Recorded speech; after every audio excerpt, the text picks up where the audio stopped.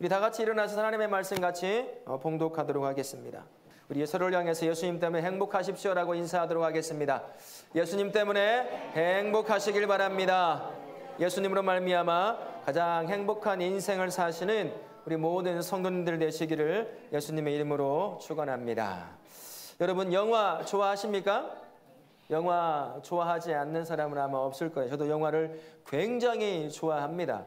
그래서 결혼하기 전에는 혼자 영화를 자주 보러 갔어요. 가서 혼자 보는 것도 참 재밌거든요. 옆에 사람의 간섭 없이 보고 싶은 만큼 보고 그렇게 혼자 즐기다 올 때가 참 많았습니다.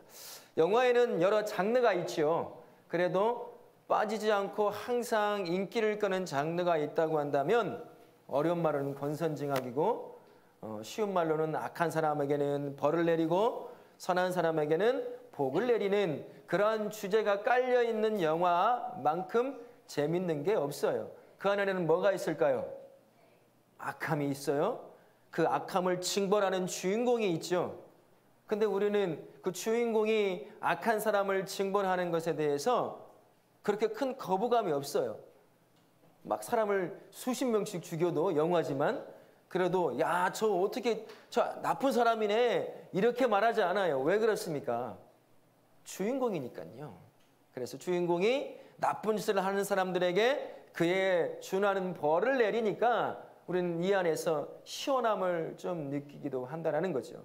근데 주인공이 가장 분노할 때가 있어요. 어느 때인 줄 아십니까? 주인공이요, 건들지 말아야 될 것을 악한 사람이 건들 때가 있어요.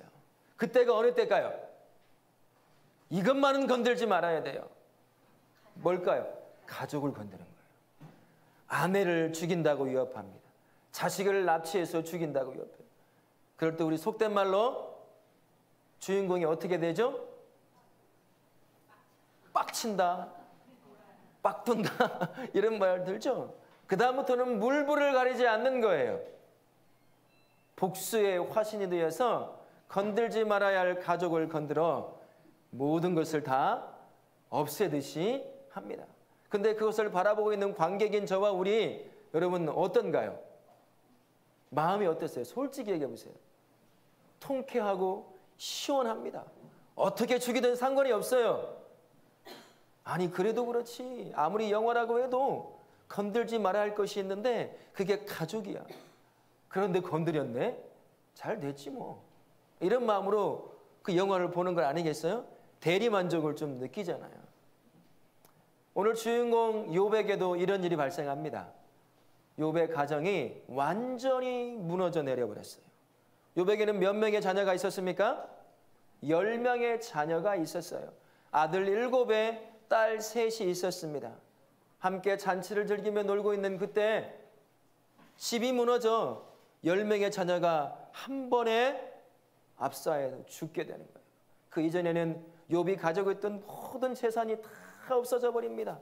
재산도 없어지고 살아가는 10명의 자녀가 하루아침에 다 죽어버리는 문제가 발생합니다.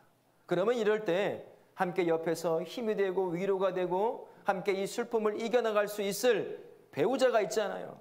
근데 욥의 배우자는 어떤 사람입니까? 이름도 없지만요, 욥의 배우자가 욥을 향하여 뭐라고 하죠? 하나님을 저주하고 죽어버려라. 여자들이 그래서 무서워요. 남자들은 차마 그런 말 못하거든요. 여자가요, 이름도 없는 아내가 욥을 두고 야, 네가 믿는 하나님에 살아있으면 우리 가정에 이런 일이 있을 수 있느냐? 그 하나님 저주하고 나가 죽어버려! 하고서 어떻게 했어요? 떠나버렸어요. 가정이 완전히 와르르 하고 무너져 내려버린 거죠. 여기서 끝나지 않습니다. 욥에게 질병이 들어요. 여러분 몸에 고름이 져봤어요? 그런 질병이 있더라고요. 저도 어렸을 때 몸에 동그란 반점처럼 고름이 지는 병이 한 번 있었어요.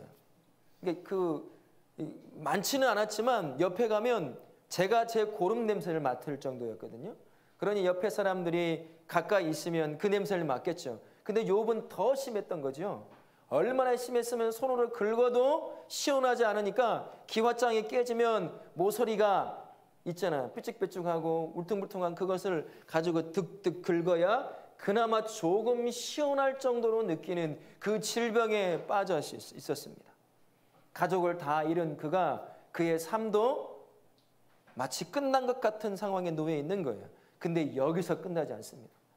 욥이 떨어질 그 깊이가 얼마나 깊은지 알 수가 있는 거죠. 욥의 이 아픔의 소식을 들었던 친구들이 욥을 위로한다고 온 거예요. 한 일주일 동안 아무 말 없이 욥과 함께 울어주고 옆에서 격려해주고 위로해 주었어요. 그러나 그 시간이 지나자 그때부터 욥의 아픔을 후벼 파기 시작했어요. 어떻게 했을까요? 욥, 네가 숨겨놓은 죄가 있어서 그런 거야. 회개해. 너 스스로 잘 살았다고 생각했지? 아니야. 어떻게 이런 일이 있을 수 있겠냐? 네가 너도 모르는 숨겨놓은 죄가 있었기에 이것에 대해서 하나님이 그 대가를 치르게 하시는 거야. 그러니까 회개해. 그러나 욥은 아무리 생각하고 기도하고 묵상하고 자신의 인생을 샅샅들이 뒤져봐도 숨겨놓은 죄가 없어요. 언제나 그 죄 가운데 있으면 항상 회개함으로 나아갔기 때문인 거죠. 이 친구가요, 함께 있으면서 그나마 고통스러운 그의 인생에 더 큰 고통을 일으키고 있는 거였습니다. 누구에게나 견딜 수 없는 아픔이 있잖아요. 그리고 이런 상황에 놓이면 하나님을 저주할 법도 하잖아요. 그죠? 아니, 사실 그래도 별 문제가 없지 않습니까? 이 정도의 아픔에 놓이면 인생을 원망하고 하나님을 원망하고 또 때로는 분노하는 것. 여러분 어때요? 옆에서 그런 아픔을 당하고 있는 자들 그렇게 하면 왜 그래? 그런 말 하나요? 그냥 얼마나 힘들면, 얼마나 고통스러우면 이 상황에 맞지 않는 저런 행동을 할 수 있을까? 그리고 우리 받아들일 때가 가끔씩 있잖아요. 장례식장에서 그런 일을 경험할 때가 있어요. 얼마나 고통스러우면 이렇게 이해한다는 거죠. 욥이 이런 상황에 놓여 있을 때 어떻겠습니까? 하나님을 향하여 원망하고 인생을 원망하고 자기가 하나님을 믿은 것이 얼마나 분통하겠습니까? 그렇게 해도 누가 뭐라고 할 사람 없을 법한 상황에 놓여 있던 사람이 바로 욥이라고 하는 사람이었어요. 그러나 욥은 그러지 않았습니다. 하나님께서 이런 상황을 당할 욥의 인생을 이끌어오지 않으셨어요. 욥을 성경은 뭐라고 평가하냐면 이렇게 평가합니다. 욥은 우스 땅에 살았던 순전하고 정직하여 하나님을 경외하며 악에서 떠난 자였더라 라고 하나님이 직접 칭찬을 했던 그런 삶을 살았던 사람이 바로 욥이라고 하는 사람이었어요. 누가 봐도 그의 인생 때문에 이런 고통을 당할 그러한 삶이 아니었다라는 것이었습니다. 그래서 하나님께서는 그에게 복을 주셨어요. 자녀의 복도 주고 물질의 복도 주어서 동방에서 이만한 큰 자가 없다라고 할 만한 그러한 인생을 살던 사람이 욥이라고 하는 사람이었습니다. 심지어요, 자신의 자녀가 죄를 지을까 봐 그게 걱정이 돼서 죄사함의 제사를 드리던 사람. 누가 봐도 좋은 아빠였습니다. 좋은 남편이었기도 했겠죠. 그러면 상식적으로 생각해 봤을 때 이런 사람에게 복을 줘야지 누가 복을 받겠습니까? 이런 사람이 복 누리는 것이 너무나 당연한 것처럼 보이지 않습니까? 그런데요, 하나님은 이 욥에게 그가 원치 않는 삶을 허락하십니다. 사단이 그에게 시험을 하게 하셨어요. 그래서 누구도 경험해 보지 못한 가장 큰 고통 가운데 놓이게 만들어 놓으셨습니다. 그래서 하나님을 욕하고 인생을 욕하고 원망하고 분노하며 그렇게 살아도 될 법한 그러한 그 깊이가 어느 것까지 떨어질지 모를 그러한 고통의 순간까지 몰고 가신 분이 바로 하나님이라고 하실 수가 있는 거죠. 그런데 참 신기하게요, 욥은 이런 상황에서 우리 같으면 저 같으면 아마 하나님을 원망하고 분노하고 인생을 원망했을 법한데 욥은 그 고난 속에서도 하나님을 바라보며 그 하나님을 신뢰하는 삶을 절대로 포기하지 않았다는 겁니다. 우리가 읽었던 1장 20절, 21절에 이 고난을 닥치자 욥이 한 첫 번째 행동이 있어요. 뭡니까? 하나님을 찬송하고 예배하는 일이었어요. 그리고 23절 보세요. 22절 보세요. 모든 일에 범죄하지 않았고 하나님을 원망하지 않았더라 라고 말합니다. 그는 하나님을 예배했습니다. 그 고통 가운데 그가 첫 번째 한 일은 그 고통을 뒤집어 쓰고 하나님을 예배하고 찬송하여 범죄함으로 나가지 않고 하나님을 원망하지 않는 것, 그 삶을 선택했던 사람이 욥이라고 하는 사람이었습니다. 결국요, 이 엄청난 고통을 이겨내고 배의 복을 누리는 삶으로 그의 인생이 결말을 짓는 것을 보게 됩니다. 욥의 인생이 이렇게 될 수 있었던 것, 누구도 견딜 수 없는 가장 큰 고난, 가족이 무너지고 삶이 무너지는 고난 가운데서 그가 끝내는 배의 복을 누리는 삶으로 인생을 마감할 수 있었던 그 중심에 뭐가 있었을까요? 예배라고 하는 것이 있었어요. 그는 고난을 당하자 예배로 그 고난을 헤쳐나가기를 시작을 합니다. 그리고요, 마지막 42장 우리가 읽었던 본문을 보면 그가 하나님 앞에 예배 가운데 기도하는 자리로 나아가는 것을 볼 수 있어요. 그는 고난을 만나자 하나님을 예배했습니다. 그리고 고난의 끝자락에서 예배로 그 고난을 마무리 짓는 인생이었던 겁니다. 그가 그 고난 속에서 견디고 배의 복을 누리는 삶을 살 수 있었던 그 가장 중요한 것은 그 인생의 중심이었던 바로 예배라고 하는 것, 그것이 있었던 거죠. 누구에게나 피할 수 없는 아픔과 고난이 찾아옵니다. 그런데 중요한 것은 그 고난 앞에 어떠한 태도로 하나님 앞에 나아가느냐가 가장 중요한 것이라 할 수 있어요. 고난에 놓였던 욥이요, 저와 우리로 하여금 고난 가운데, 견딜 수 없는 아픔 가운데 어떻게 하나님 앞에 나아가야 될지 우리에게 가르쳐 주십니다. 고난 가운데 욥이 가장 먼저 한 일이 뭐라고 말씀했습니까? 예배하는 일이었다는 걸 기억하실 수 있기를 바랍니다. 예배하며 하나님을 찬송합니다. 그 상황에 무슨 예배가 되고 무슨 찬송이 나올 수 있겠습니까? 하지만 욥은 그 고난의 처음에 예배의 자리, 찬송의 자리로 나아가게 되는 것이죠. 결국 그 예배가 시작이 되어서 무너진 그의 삶과 그의 가정이 회복되는 역사를 경험하게 됩니다. 예배는 이런 겁니다. 하나님께 영광과 경배를 드리는 것이 예배이기도 하지만 성도와 가정을 살려내고 회복시키는 것, 그것이 바로 예배라고도 말할 수가 있는 거예요. 어떻게 예배가 고난 가운데 무너진 욥과 그의 가정을 회복시킬 수 있었을까요? 고난에 놓인 욥이 예배 가운데 하나님 앞에 나아갔을 때요, 그 고난의 너머에 계신 하나님만을 바라봤기 때문이에요. 예배라고 하는 건요, 결국 그런 겁니다. 다른 것을 바라보게 하는 것이 아니라 예배를 받으시는 하나님만 바라보게 만드는 것, 그게 바로 예배라고 할 수가 있어요. 여러분, 자신과 가정이 무너졌을 때 가장 먼저 예배와 찬송을 드렸다고 말씀합니다. 보통 사람이라고 한다면 이런 고난을 만나면 고난이 주는 그 고통에 그대로 반응하는 것이 너무나 당연해요. 여러분, 고난을 만나면 어떻게 합니까? 견딜 수 없는 아픔을 만나면 어떻게 합니까? 분노하죠. 원망해요. 미워합니다. 하나님을 향하여 분노를 표출하고 하나님을 향하여 원망합니다. 자신의 인생을 원망하는 거죠. 그리고 내 곁을 떠나버린 사람들을 향해 미움의 마음이 들기도 하는 것이 너무나 당연해요.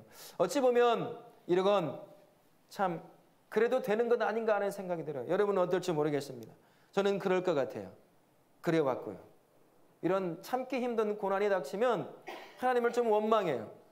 하나님은 저로 이런 아픔을 주시려고 이렇게 하신 겁니까? 왜요? 저 아니어도 다른 사람이 있지 않습니까? 왜요? 왜 그러시는데요? 왜 이런 고통과 아픔을 겪어야 하는 겁니까? 그리고 하나님을 원망하기도 하고 또 미워하기도 하고 분노가 치밀어 오르기도 하는 것. 그게 보통의 사람들이 고난을 당하면 할 수 있는 반응이라고 할 수가 있어요. 고통 가운데 있던 욥은 어땠을까요? 욥이라고 해서 이 안에서 올라오는 분노가 없었을까요? 지금 당하고 있는 가정이 무너지고 삶이 무너지고 모든 것이 한순간에 끝난 것 같은 그 순간에 욥의 심정은 어떻겠습니까? 야, 괜찮아. 주신 분도 하나님이시오. 가져가실 분도 하나님이시니 괜찮아. 그게 고백했지만 초월해서 고백했을까요? 저는 그런 생각이 전혀 안 들더라고요. 저와 똑같이 이 고난 가운데 분노를 느꼈을 것이고 원망을 했을 것이고 누군가를 향하여 미움이 있었을 것입니다. 그런데 욥은 어떻게 합니까? 그 고통이 이끄는 대로 반응하지 않아요. 고통은 느끼고 그대로 품고 있지만 그 고통이 이끄는 대로 반응을 했다가는 어떤 일이 발생한다는 걸 욥은 알고 있었어요? 죄를 범할 수밖에 없다는 걸 알고 있었습니다. 그래서 욥은 한 가지를 선택을 합니다. 그 고통을요 그대로 가지고 하나님 앞에 가지고 나아가기로 결정을 하십니다. 숨김없이요. 멋진 말로 포장해서 고통을 숨기고 그렇게 가지고 가는 것이 아니라 있는 모습 그대로 옷을 찢어야 하는 고통, 머리를 밀어야 하는 고통, 그것을 그대로 가지고 하나님 앞에 가지고 나아가는 거죠. 하나님이 근데 이것을 요구하시는 것 같아요. 그게 너라고 깨닫게 하시는 거죠. 남들이 너 참 잘 살아, 참 죄도 하나님 앞에 온전히 회개하고 참 의롭고 경건하게 잘 살아. 그 모습이 마치 나의 전체의 모습인 것처럼 착하게 빠질 수 있는 사람에게 너는 그렇지 않다. 너는 내가 품지 않으면 살 수 없는 연약한 자여 죄인이라는 것을 하나님이 이런 것을 통해서 깨닫게 하셔요. 그리고 그 모습 그대로를 가지고 하나님 앞에 나오기를 원하시는 것 같다라는 겁니다. 그리고 하나님은 그것을 죄악시하지 않으시는 것 같아요. 여러분 다윗 아시죠? 다윗이 그런 사람이었습니다. 다윗이 주로 어떤 것을 기록했죠? 시편을 많이 기록했어요. 다윗의 시편에 보면요 그의 고통이 묻어나 있습니다. 아니 어떻게 그 놀라운 다윗이 이런 표현을 할 수 있을까?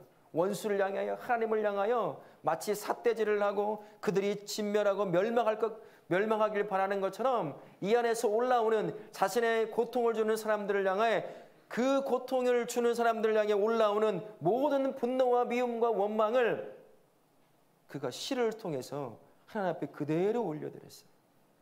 그리고 그것이 시편이 되었습니다. 그의 인생은요 10대 여기 우리 다음 스타일들 10대 초반 그 나이에 허허벌판에 양을 치는 존재였습니다. 형들은 집에서 편애가 있고 자기는 형들을 대신해서 양을 끌고 늑대가 사자가 있는 그곳 밤에는 견딜 수 없는 더위와 낮에는 견딜 수 없는 더위와 밤에는 견딜 수 없는 또 다른 추위를 견뎌내며 그 어린 나이부터 얼마나 인생이 힘들었겠어요. 얼마나 아빠가 원망스러웠겠습니까? 왕이 된다고 이사야가 그에게 기름을 부어요. 그때부터 또 다른 고통의 인생이 시작이 됩니다. 사울왕이 시기와 질투 가운데 다윗을 끊임없이 죽이려고 해요. 창을 던지고 활을 쏘고 칼을 들고 군대를 동원해서 죽이려고 해요. 죽지 않으려고 다윗이 어느 지경까지 가는 줄 아십니까? 미친 사람 행위를 해요. 침을 질질 흘리며 정신 나간 사람처럼 행동하던 사람. 얼마나 고통스러웠을까요? 그의 고통이 시편에 참 많이 묻어나 있어요. 여러분 시편을 다윗이 쓴 시편을 읽어보십시오. 저주가 그렇게 많을 수가 없어요. 원망이 그렇게 많이 섞여 있을 수 없습니다. 그 안에 분노가 섞여 있어요. 근데 하나님은 그것을 그대로 받으셨어요. 욥이 그랬습니다.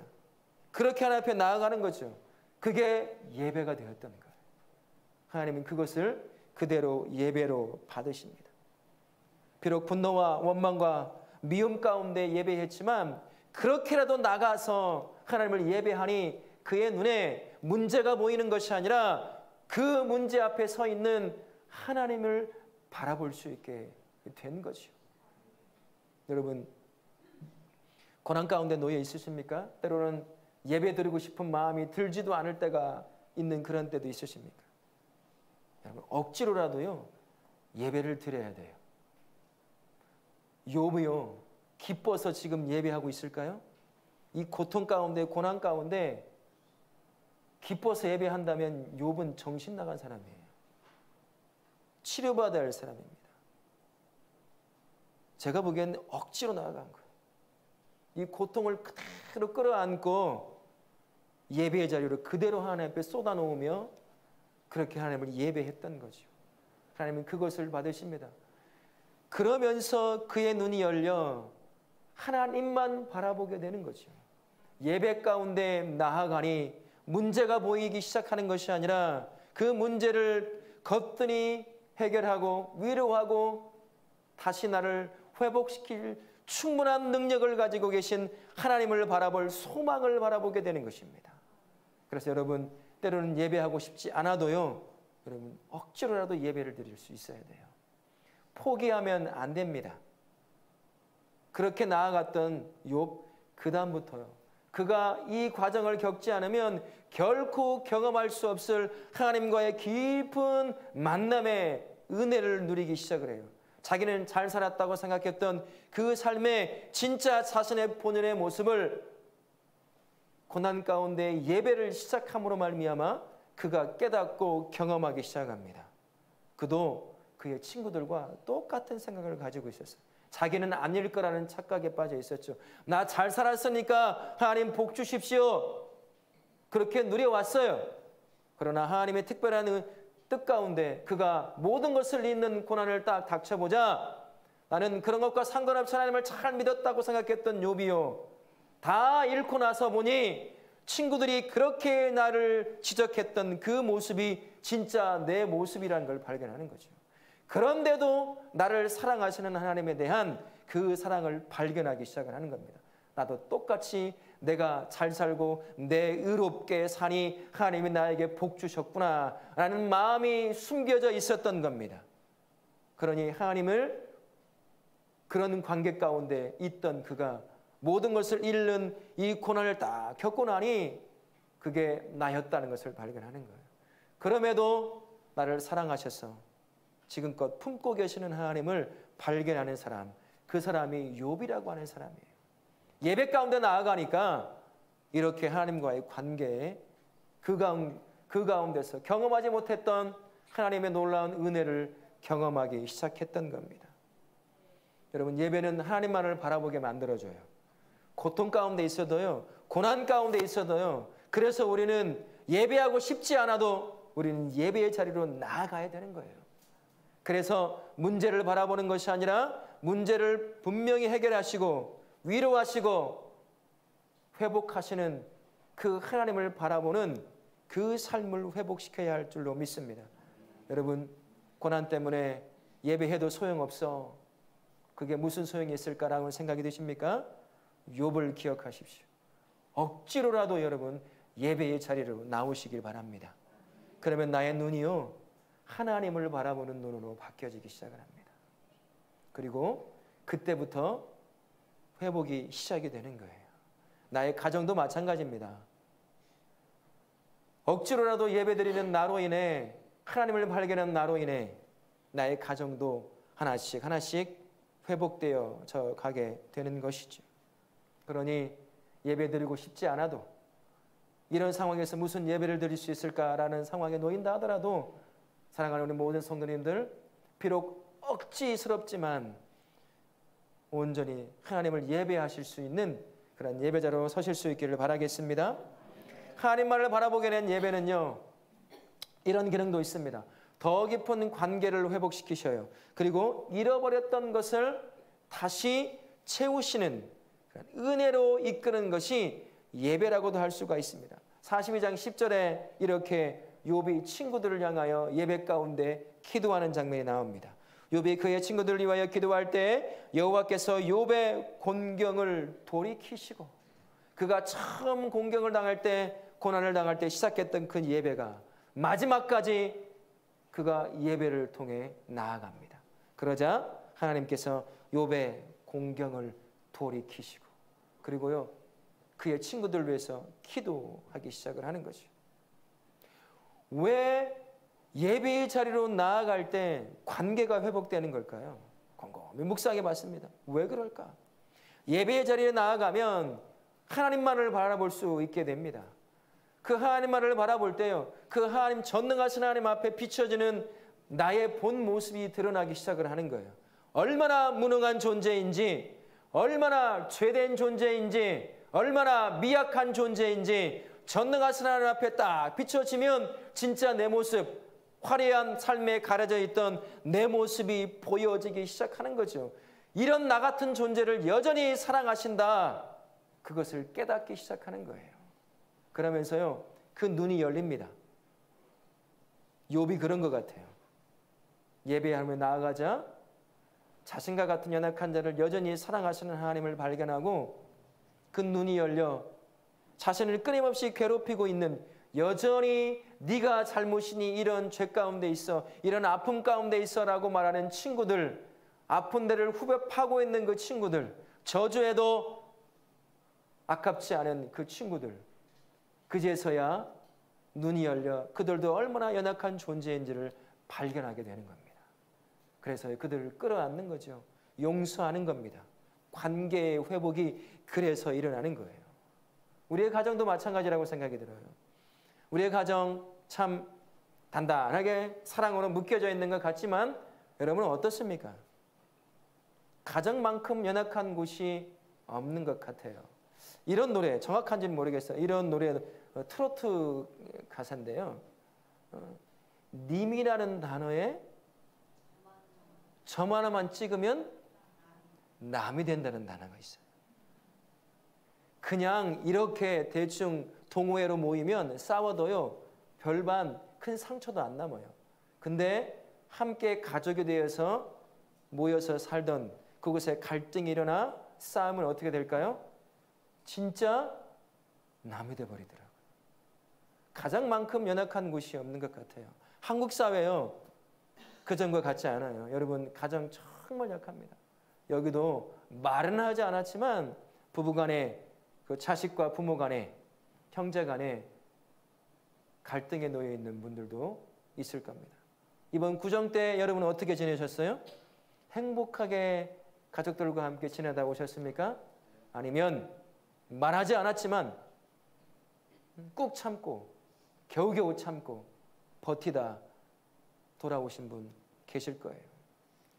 가족이 이런 곳입니다. 그런데요, 가족이 회복될 수 있는 길은 내가 예배자로 세워질 때입니다. 왜 그럴까요? 내가 하나님을 바라볼 수 있는 예배자로 딱 세워질 때요, 나의 연약함을 바라보게 되는 겁니다. 나 같은 자를 보게 되는 거죠. 나 같은 죄인을 바라볼 수 있게 되고 깨닫게 되는 겁니다. 나같이 무능한 자를 전능하신 하나님 비춰진 나의 진짜 모습을 발견하게 되는 거예요. 그러면서 갈등을 일으키는 가족들을 바라보게 되는 거죠. 아, 연약한 존재이구나. 나 같은 죄인이구나. 이 갈등을 일으키는 그 가족을 바라보며 화해와 용서의 마음이 열리기 시작을 하는 겁니다. 그래서요, 억지로라도 예배 자리에 나아가는 그 한 사람 때문에 가정이 회복돼요. 욥의 가정이 그런 것입니다. 욥이 그 고난 가운데 예배로 시작하여 하나님 앞에 나아가고 고난의 끝자락에 예배로 하나님 앞에 나아가자 그를 괴롭혔던 친구들을 향해 그런 용서의 기도를 올려드릴 수가 있었어요. 우리도 마찬가지입니다. 내가 예배자로 온전히 세워지기 시작하면 나로 말미암아 갈등이 있던 가정이 회복의 길을 걷기 시작할 거예요. 나로 말미암아, 품는 나로 말미암아. 그러니 우리 예배를 양보하지 맙시다. 예배를 포기하지 맙시다. 이런저런 문제에 그냥 포기하고 양보하는 그런 사람이 아니라, 비록 오늘은 예배 자리에 나아가고 싶지 않지만 그런 마음이 든다 하더라도, 억지 섞인 마음이 있다 하더라도 예배 자리를 사모하며 나아가는 우리 모든 성도님들 되실 수 있기를 바랍니다. 예배로 시작했던 욥, 예배로 끝마칩니다. 그러자 하나님께서 그에게 배가의 복을 허락하시는 걸 볼 수 있어요. 예배는 이런 기능이 있습니다. 예배는 그저 형식이 아니에요. 그저 영적인 의미만 담고 있지 않습니다. 예배는 하나님을 바라보게 하죠. 복 주시는 하나님을 바라보게 합니다. 억지로라도 하나님을 예배하는 것, 하나님은 그것을 인정하셔요. 하나님의 앞에 나와서 고난 가운데, 그 가운데서도 하나님 앞에 나와 예배하는 것, 그게 어떤 걸까요? 믿음의 고백이에요. 하나님을 하나님으로 인정하는 겁니다. 그래도 내가 마지막까지 붙잡아야 될 분은 누구냐? 바로 하나님이라는 것을 고백하는 거죠. 우리 하나님은 자신을 인정하는 인생을 향해서 절대로 무관심하지 않으십니다. 그 인생을 책임지셔요. 그 인생을 채우십니다. 욥이 그렇게 나아간 겁니다. 고난이 시작될 때 그가 예배로 나아갔고, 고난의 끝자락에서 그가 예배로 나아가자 하나님은 그의 인생에 배가의 복을 주셨어요. 10명의 자식을 잃어버려서 그 슬픔과 상처는 완전히 지울 수 없지만 그에게 또다시 10명의 자녀를 허락하십니다. 아들 7과 딸 3을 허락하심으로 말미암아 얼마 전에 이랬던 10명의 자녀에 대한 슬픔을 그 10명의 자녀를 다시 주심으로 말미암아 위로함 받게 만드시는 분, 그분이 우리 하나님이십니다. 예배가 이런 능력이 있어요. 예배는요, 고통을 해석하는 능력이 있습니다. 그리고 소망을 붙잡는 능력을 가지고 있는 게 예배입니다. 만약에 욥이 예배의 자리로 고난 가운데 나아가지 않았다면 아마 그는 원망하고 극단적인 선택을 했을 수도 있었을 거예요. 그러나 예배의 자리로 나아가자 자기에게 닥쳐온 고난을 재해석하기 시작합니다. 처음엔 실수하고 잘못 알기도 했지만 그러나 깊은 과정을 겪으며 그는 깨닫기 시작을 하는 거죠. 그래서 예배라고 하는 것은 나의 삶을 재해석하는 능력을 가지고 있어요. 그리고 그 가운데 붙잡아야 될 분의 하나님이라는 것을 깨닫는 소망을 갖게 하는 것, 그게 예배라는 것을 기억하십시오. 그러니 예배를 양보하지 마시기 바랍니다. 예배를 포기하지 않기를 바랍니다. 예배를 소홀히 여기지 않기를 바랍니다. 모든 상황, 어떤 상황에 놓여 있다 하더라도 여러분 예배의 자리로 나오실 수 있길 바라요. 그러면 하나님을 바라보게 됩니다. 나의 연약함을 바라보고 그 연약한 자를 끌어안고 사랑으로 보듬으시는 그 하나님을 체험할 수 있게 되는 것이죠. 그렇게 한 영혼이 회복된 그 영혼을 통해서 그 가정 또한 회복의 역사를 경험하게 되는 겁니다. 욥이 그 사실을 우리에게 보여주고 있는 거예요. 예수 안에서 사랑하는 성도 여러분, 하나님만을 바라보게 하는 예배는요, 예배자와 가정을 살리고 회복시킨다는 진리를 기억하실 수 있기를 바랍니다. 그러니 욥처럼 고난과 아픔에 놓여 있다 하더라도 예배를 드려봐야 무슨 소용이 있을까? 라고 하는 생각이 드는 상황에 놓여 있다 하더라도 여러분 예배 자리를 나오실 수 있기를 바라요. 예배는 고난을 해석하는 능력과 소망을 붙잡는 능력을 가지고 있습니다. 그곳에서 하나님을 다시 만날 수 있기 때문이에요. 고난 가운데 있는 분 계신가요? 예배를 사모하십시오. 예배의 자리에 나와 하나님만을 다시 바라보실 수 있길 바랍니다. 그분이 여러분의 인생을 다시 살리시고 회복의 길로 인도해 가실 겁니다. 여러분 가정 예배를 드리십시다. 여러분의 가정의 회복은 다른 것에서 있지 않아요. 예배가 회복된 가정 안에 그 가정이 수면에 깔려있는 갈등을 이겨내고 그 가정이 건강하게 세워져 갈 수 있습니다. 길지 않아요. 10분 정도 함께 찬송하고 말씀 읽고 서로를 위해서 기도해주고 그렇게 하는 거죠. 그래서 가정이 예배로 단단하게 세워지면 어떤 갈등이 생긴다 하더라도 가정은 쉽게 무너지지 않게 될 거예요. 저도 그렇고 우리 다울학교 모든 성도님들 올 한 해는 최고의 하나님께 최선의 예배를 드리는 우리 모든 성도님들은 가정 예배를 회복함으로 말미암아 가정을 단단하게 건강하게 세우시는 그런 복된 성도님들 되시기를 바라겠습니다. 또한 자녀와 후손에게 예배를 물려주시는 우리 성도님들 되십시오. 욥이요 자신을 아프게 하는 친구들 향해 중보기도를 나아가요. 그리고 그들을 용서하고 그들이 은혜의 자리로 나아가게 만듭니다. 그런 것처럼 부모가 자식을 향해서 예배 가운데 기도하는 건 복의 문을 여는 시간이에요. 그러니 어찌 우리가 부모로서 그것을 포기할 수 있겠습니까? 자녀에게 예배를 물려줌으로 말미암아 예배 가운데 하나님을 만나는 우리의 삶이 우리의 자녀의 삶도 될 수 있도록 그렇게 예배를 물려주시는 우리 모든 다우럽게 성도님 되실 수 있기를 예수님의 이름으로 축원합니다. 아멘.